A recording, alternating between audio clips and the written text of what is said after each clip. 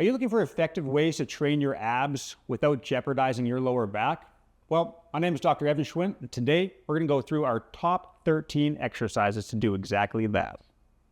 So first, let me just note, I'm not going to be jumping too deep into breathing and bracing. I have a separate video where we talk about that in depth. So if you aren't familiar with proper breathing and bracing, please reference that video before you continue on, because that is a critical foundation of what we're going to talk about today. That kind of cascades off of the McGill Big Three. So another shout out to Stuart McGill. If you have back pain, we want you to be doing more of the McGill Big Three. Otherwise, these exercises I'm showing you today are for somebody who does not have back pain or tension, okay? McGill Big Three is more advanced, and it's specific for back pain as well and prevention of it. So please check out our other videos for that.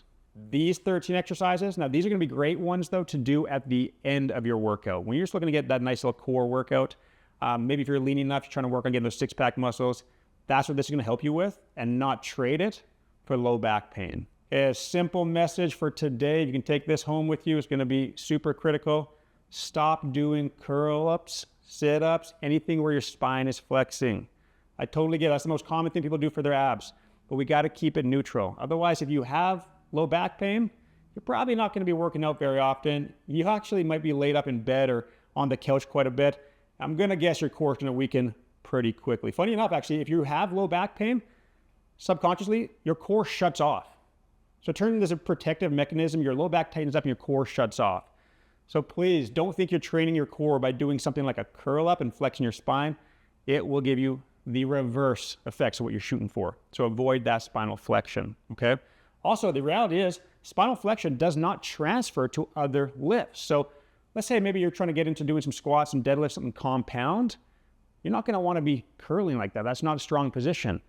You're supposed to be nice and strong and set, which is exactly how we should be training our core. So it transfers between movements. All right, let's get right into it.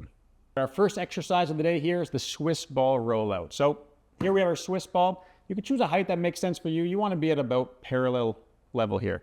Important for all of these exercises that we don't round our upper back too much. That's a common fault. We want to be nice and neutral, okay?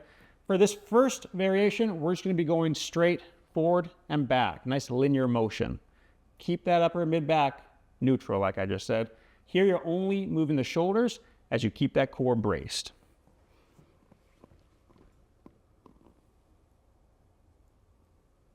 The further out you go, the harder it will be. And the slower you move, the harder it'll be as well. Another modifying factor is how wide your legs are on the ground. The wider, the more stable, easier it's going to be.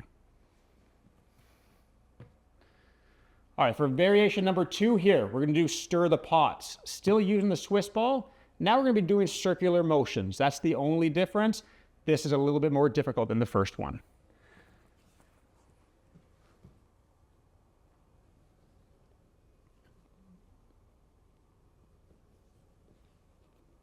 For that, you'll usually do one full circle and then go the other direction. The third variation on the Swiss ball is the ABCs. This you can either do capital letters or lowercase, doesn't really matter. This is the most difficult of these 3 variations. Start literally at A and go all the way through to Z.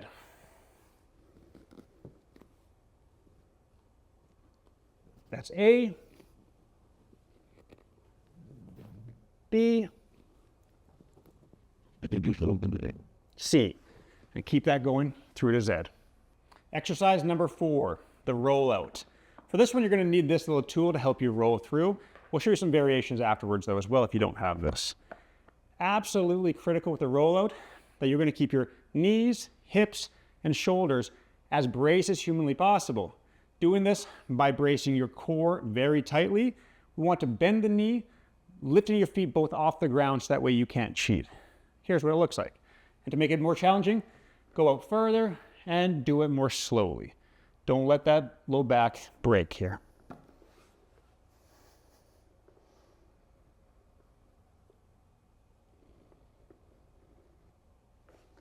That's the first variation. Now, if you feel ready to go beyond that, and really you wouldn't go beyond that unless you're able to get all the way straightened out and then come back up and do that about 10 times.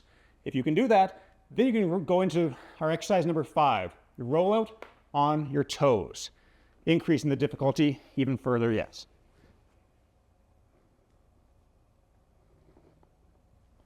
As you can imagine, some people, you'll see some gymnasts will go all the way through to the ground there. You go ahead and make that as beneficial to yourself as possible without loading your lower back. Exercise number 6. If you don't have a roller, that's no problem at all. We're gonna do a plank walkout, okay? For this one, the wider my legs are, the bigger the base of support. And with that, that means it's gonna be easier. So if you wanna make it more challenging on yourself, you can go ahead and go more narrow. You're also gonna see me get wider as I go out in kind of a bit of a V formation. With that, I like to go 3 steps out and then as many as it takes to come back in.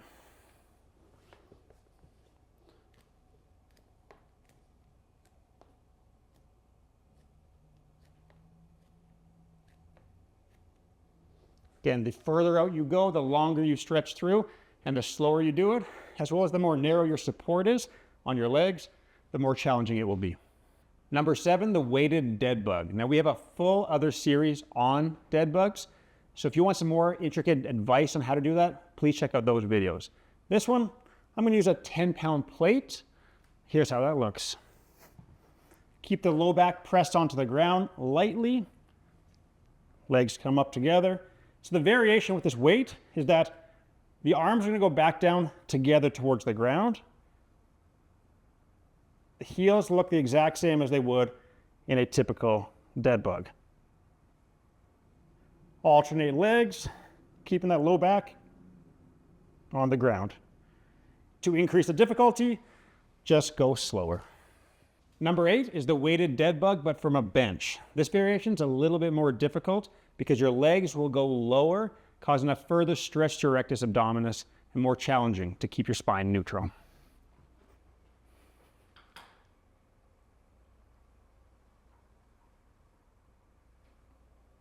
Same goal, keep the low back on the ground or on the bench.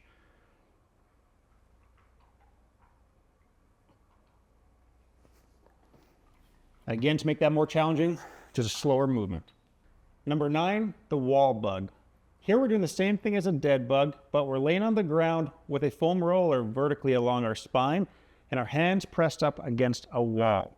For this variation, we're only moving the legs as we push our hands and arms up against the wall as hard as possible, which helps us brace our core, bring our rib cage down so we're not flared and open, and allows us to lightly compress our lower back down onto the foam roller, keeping a nice neutral spine. So with this, we're just slowly alternating each leg, heel down to the ground like so.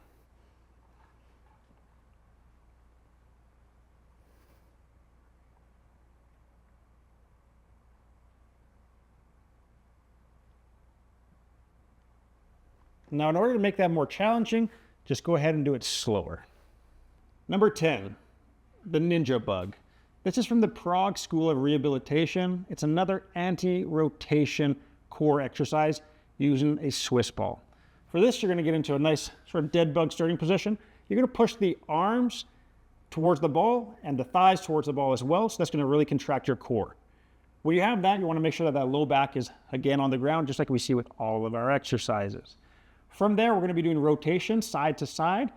The further and slower you go, the more challenging it is. Make sure you keep the arms and legs moving in unison.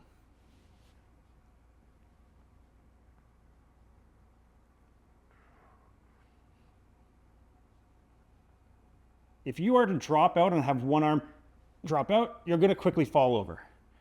So you want to brace through that, through the core the entire time. And don't be afraid of going too far, finding your limits, and then realizing, oh, you can't get back up. That's an important starting point. Find that maximum and then work that up. Number 11 is the Paloff Press. This is an amazing anti-rotation exercise focusing on the oblique muscles. For this, you can either use a cable machine in the gym or connect a TheraBand or Sankband to a strong implement so that way it stays stable.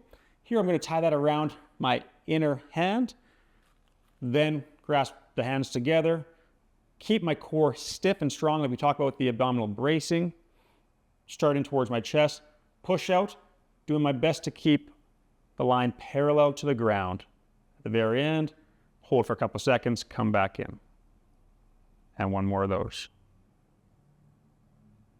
Just to demonstrate, you want to have a little bit of tension on that if you were to fully relax your core, it'd pull you into that direction. That's the anti-rotation. You don't want it to be so tight that you're just absolutely shaking just to keep it there and you're having a hard time going forward.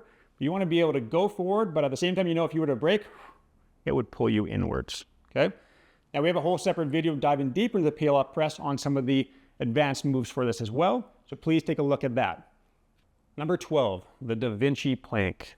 Similar to the Paloff Press, you can use either a band or a cable machine. Now this is effectively a variation of a standing side plank with a load pulling you into lateral flexion. So you're gonna have your nearest leg planted on the ground, grabbing onto the band with your nearest hand there as well, letting that pull you slightly, and you're gonna get yourself into the Da Vinci pose here. You want just enough tension that if you were to completely relax your core, it's gonna pull you over that way. But not so much that you end up cheating it and cranking down on the right side of your lower back, okay?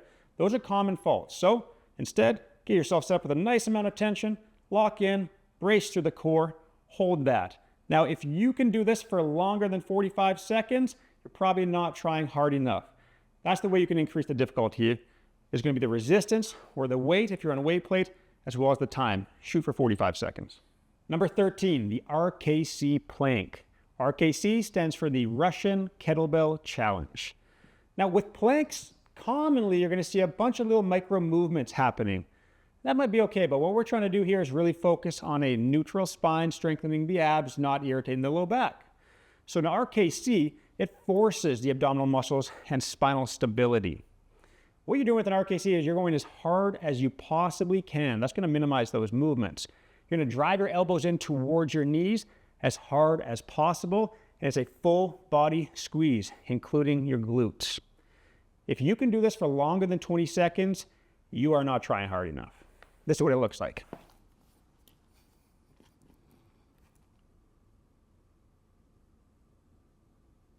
Common mistakes here, people rounding a bit too much through the back, low back, arching in fact, or if they're not trying hard enough there, then again, they're able to do this for a long period of time. We just reviewed our top 13 exercises to strengthen your abs and your core while not jeopardizing your low back. I hope you enjoyed it.